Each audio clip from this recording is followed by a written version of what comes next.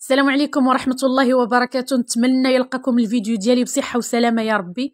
وهاد لي طارت بزاف ديال البنات اللي طلبوني عليهم، لي طارت حلوين بالفواكه فعلا كيجيو روعة. نتمنى انكم تجربوهم وتخليوا لي رأيكم في التعاليق، كذلك بارطاج باش تعم الفائدة على الجميع. نخليكم مع المقادير وطريقة التحضير بحول الله تعالى.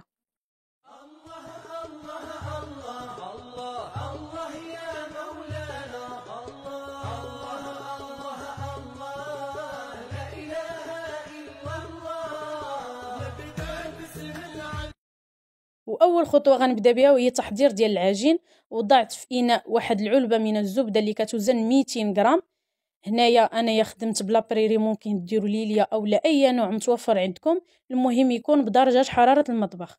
وضعت كذلك كاس من السكر الناعم او السكر كلاصي، كيس من الفانيلا، وواحد الرشه من الملح. صافي غادي نحاول انني نخلط هاد الشيء بسباتيلا هكايا اولا بالباتور حتى كنحصل على واحد الكريمه وكيختفي داك السكر تماما. بالنسبه لهاد المكونات فهي كتعطي تقريبا واحد 20 ديال القطع اولا 20 من القوالب ديال ليكيج، ممكن ديروا غير نصف الكميه. هنايا غنبدا في اضافه الدقيق تدريجيا. الدقيق يكون نوعيه ممتازه يعني خاص بالحلويات. بديت كنضيف في الاول غنضيف 2 كيسان، دائما القياسات بكأس العنبه، ومن بعد غادي نبدا نضيف بشويه بشويه. انا كنخلط وكنضيف يعني الدقيق تدريجيا حتى كنحصل على واحد العجين اللي كتكون تماما بحال العجين ديال الصابلي، لانه هاد العجين هادي راها عجينه ديال الصابلي تماما. المهم كنخلطو غير بالاطراف ديال الاصابع، فما تدلكوش العجين باش هكا ما يتقلصش ليكم ملي يكون كيطيب.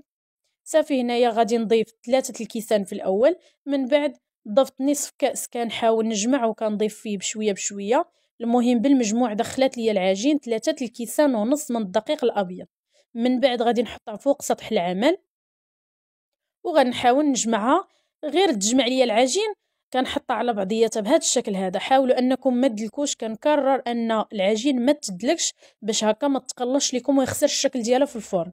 صافي هنا بعد ما غادي نجمعها غادي نحاول نقسمها على 2، نصف غادي نخدم به ونصف غادي نلويه في بلاستيك باش هكا ما ينشفش ليا، وغادي نخليه من الاحسن نخليه في الثلاجه باش هكا كيبقى ديك العجين يعني شاده في راسها. من بعد غادي نبسط الكويره الاولى، غادي نحاول نبسطها على واحد السمك اللي ما يكونش غليظ وما يكونش رقيق حتى يبان لكم سطح العمل.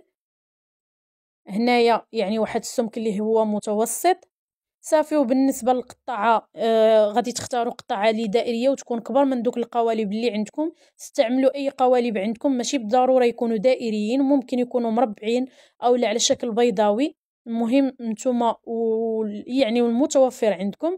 انا هنا درت هاد القطعه ولكن جاتني قد القوالب اللي عندي، احتاجيت ندير هاد الزلافه اولا هاد الانيه. صافي بديت كنقطع، من بعد ما قطعتهم كنحاول ندير البلاستيك وكنقلبهم باش هكا كيتهزوا معايا بكل سهوله. من بعد كنحطهم في دوك القوالب اللي كنكونوا مدهناهم لا بزيت ولا بزبده، لا اصلا العجينه فيها الزبده يعني كميه كافيه باش تخلي دوك العجين ما تلتصقش لينا. صافي هنايا غادي نستمر بنفس الكيفيه، كنهز ديك الدائره كنحاول نحطها على القالب وكنحاول نثبتها من الحواف وكذلك من الوسط باش هكا ما يكونوش عندي فراغات في القوالب.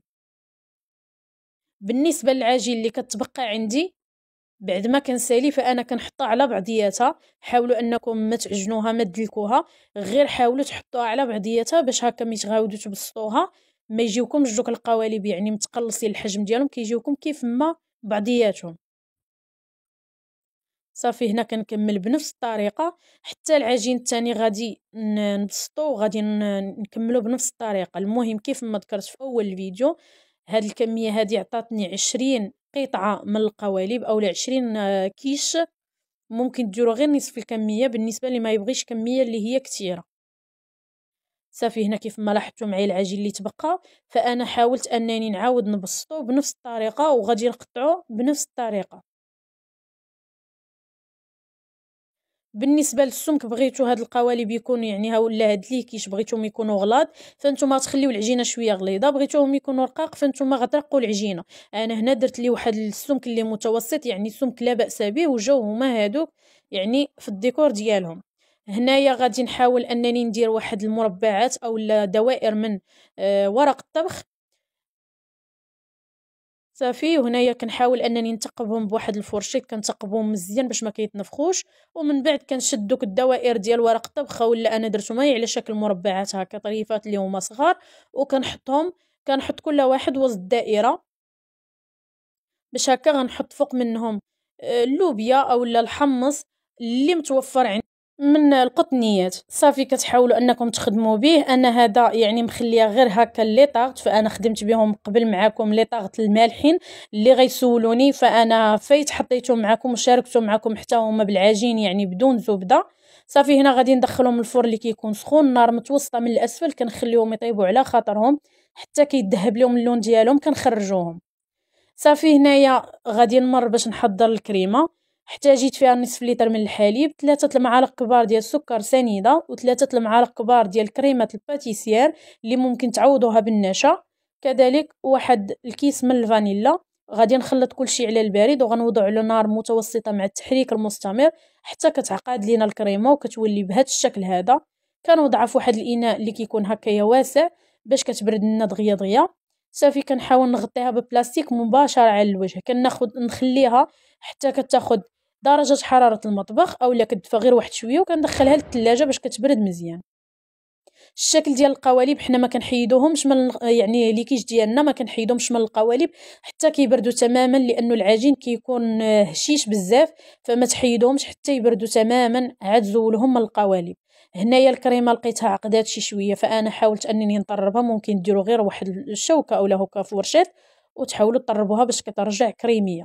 هنايا درت هاد البوش، ممكن ديروا بلاستيك، وحاولت انني نعمر دوك القوالب اولا داك لي كيس ديالنا بالكريمه وزينتهم هكا بالفواكه. درت البرتقال، كذلك الكيوي، ودوائر من الموز، كذلك الايجاص. ممكن تزيدوا حتى الفريز الا كان متوفر، انا ما كانش متوفر عندي. من بعد كندهنوا دوك الفواكه بشويه ديال الناباج اللي دفيتو غير شي شويه فوق النار، ومن بعد كندهنهم باش هكا كيبقاو محافظين لينا على داك اللون ديالهم. كيكون هذا هو الشكل ديالهم. نتلاقاكم في فيديو قادم ان شاء الله، مع السلامه.